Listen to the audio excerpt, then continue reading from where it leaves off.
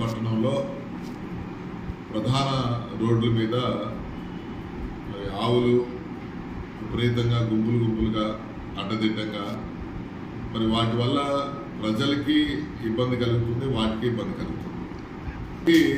ఎలా ఇబ్బంది కలుగుతుందంటే అవి ఒక చోటగా గుంపుగా ఉండి ఒక్కసారి వచ్చేపోయే జనాల మీద వాటి మీద దాడి చేయటం, వాటి మీద పడటం, మరి 2 వీలర్స్ మీద వెళ్ళే వాళ్ళకు అవి ఎప్పుడైతే పైకి వస్తున్నాయో 2 వీలర్స్ మీద పడి ప్రమాదాలు కలిగినటువంటి పరిస్థితులు కూడా ఉన్నాయి. చాలామంది ప్రజలు మా నోటీస్ తీసుకుని రావడం జరిగింది.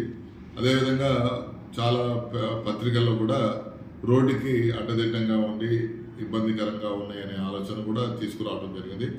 మరి ఈ అన్ని విషయాల మీద కూడా ప్రజలకి ఎవరైతే ఈ ఆవులకు సంబంధించినటువంటి వాళ్ళు ఉన్నారో వాళ్ళు మనం మైక్ ద్వారా కూడా చెప్పడం జరిగింది. ప్రజలకు తెలియాలనే ఆలోచనతో ఒక లాస్ట్ మంత్ అనౌన్స్మెంట్ చేశాం. ఈ ఆవుల వల్ల ఆవులకి ఇబ్బంది కలుగుతుంది, అదేవిధంగా ప్రజలకు కూడా ఇబ్బంది కలుగుతుంది, కాబట్టి వాటిని వాళ్ళ ఇళ్లలోనే సంరక్షించుకోండి అని చెప్పడం జరిగింది. చెప్పినప్పుడు కూడా ఎవరు వాటి మీద ముందుకు రాకపోవడంతో ఈరోజు మా సిబ్బందితో మరి మన వినాయక స్వామి టెంపుల్ పక్కన ఉన్నటువంటి లేఅవుట్లో వాటన్నిటినీ సంరక్షించడం జరిగింది. వాటిని సంరక్షించుతూ వాటికి కావాల్సినటువంటి మరి దానా కానీ వాటర్ కానీ వాటన్నిటిని కూడా ఇవ్వటం జరుగుతుంది. మన మార్కెట్లో ఏదైతే కూరగాయలకు సంబంధించినటువంటి ఉన్నాయో అవన్నీ కూడా వాటికి వేయటం జరుగుతుంది. వాటిని అక్కడ కాపలాగా 2 మనుషులు కూడా పెట్టడం జరిగింది. అంటే ఇవి వాటి ప్రమాదం జరగటమే కాకుండా ప్రజలకు ప్రమాదం జరగటమే కాకుండా మరి పట్టణంలో ఈ ఫ్లెక్సీలు కానీ హోర్డింగ్స్ కానీ మన పాంప్లెట్స్ కానీ పేపర్ కానీ తిని అవి రోడ్ల మీద శుభ్రంగా చేయటం. ఎందుకంటే ఇవి వేస్టేజ్ ఎప్పుడైతే తింటున్నాయో అవి కడుపులో జీర్ణం కాకుండా వాటన్నిటి ఒక పుర్రుగా గలీజ్గా వీధులన్నీ చేయడం జరుగుతూ ఉంది. వాటిని సంరక్షించడం ఒకటి, ప్రజలని ఎక్కడ ప్రమాదానికి గురి కాకుండా చేయడానికి వీటి మీద మేము ఈ చర్యలు తీసుకోవడం జరిగింది. దానికి సంబంధించినటువంటి యజమానులు వస్తే మళ్ళీ వాటిని ఇచ్చి మేము వాటిని బంధించామనే ఆలోచనతో తెలియటానికి ఒక కొమ్ముకి ఎర్రటి రంగు అంటే పెయింట్ ఎర్ర రంగు వేసి వదలటం జరుగుతుంది. ఈ ఎవరు రాని పక్షంలో వాటిని గోశాలకు తీసుకెళ్లి తరలించడం జరుగుతుంది. ఇవి ప్రజలని ఇబ్బంది కలిగించే విధంగా ఉన్నాయి కాబట్టి వాటిని సంరక్షించాల్సిన బాధ్యత కూడా మాకు ఉంది. కాబట్టి ఈ విధంగా ఈరోజు వాటి మీద తగు చర్యలు తీసుకోవడం జరిగింది. Thank you. 2 నెలల నుంచి మనకు భారీ నుంచి అతి భారీ వర్షాలు కురవటం జరిగింది.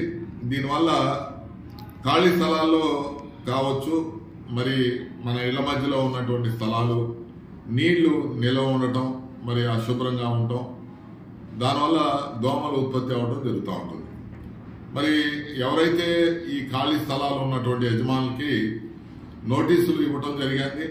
నోటీసులు ఇచ్చి ఆ పరిసరాలన్నీ కూడా శుభ్రంగా ఉంచుకోండి. మీ ఖాళీ స్థలాల్లో అశుభ్రంగా ఉండటం వల్ల ఈ చెట్లు పొదలుగా ఉండటం వల్ల పాము పుట్ర ఇవన్నీ కూడా చేరటమే కాకుండా ఈ పందులు అదేవిధంగా దోమలు ఎక్కువగా ఉత్పత్తి అవడానికి అవకాశం ఉంటుంది. మరి ఈ విషయం మీద ప్రజలకు అవగాహన కల్పిస్తూ మైక్ ద్వారా కూడా ప్రజలకు తెలియపరచడం జరిగింది. మరి తెలియపరిచినప్పుడు కూడా కొంతమంది వాళ్ళ ఏదైతే ఖాళీ స్థలాలు ఉన్నాయో శుభ్రంగా పరుచుకోవడం జరుగుతూ ఉంది. మరి కొంతమంది ట్రేస్ కావట్లేదు, వాళ్ళని కూడా ట్రేస్ చేసి వాళ్ళు వేరే ఊళ్ళో ఉన్నప్పటికి కూడా ఈ నోటీసులు వాట్సాప్ ద్వారా కూడా వాళ్ళకి తెలియపరచడం జరుగుతుంది. అదేవిధంగా మరి ఇలాంటి పరిస్థితుల్లో దోమలు ఎక్కువగా అవుతున్నాయి కాబట్టి ప్రతి శుక్రవారం ఫ్రైడే డైరీ కార్యక్రమం నిర్వహించడం జరుగుతుంది. ప్రతి మంగళవారం స్పెషల్ శానిటేషన్ కార్యక్రమం అనేది నిర్వహించడం జరుగుతుంది.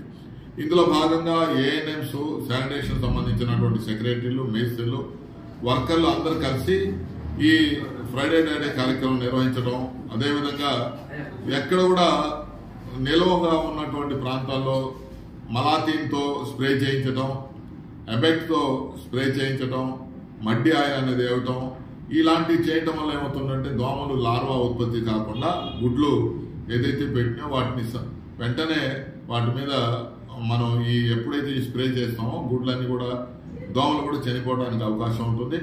మరి ఈ ఫ్రైడే డైడే కార్యక్రమం మరి స్పెషల్ శానిటేషన్ కార్యక్రమం అనేది ప్రతి శుక్రవారం ప్రతి మంగళవారం నిర్వహించడం జరుగుతుంది.